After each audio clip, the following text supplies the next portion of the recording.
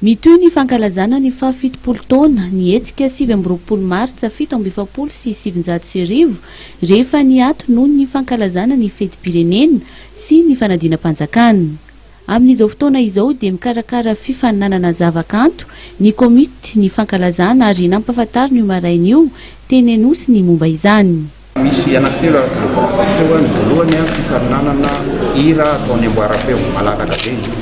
Teny vahiny moa hoe open dia manodidina ny fitiavan-tanindrazana le hira, manodidina ny tolom-panapahana, dia resahanao anatiny koa ny teny hoe Madagasikara amin'ny hira ho atao dia hoe malagasy dia hoe tanindrazana natao hira manentanentana satria ao le fitiavan-tanindrazana hitarika ny olona hiany firenena.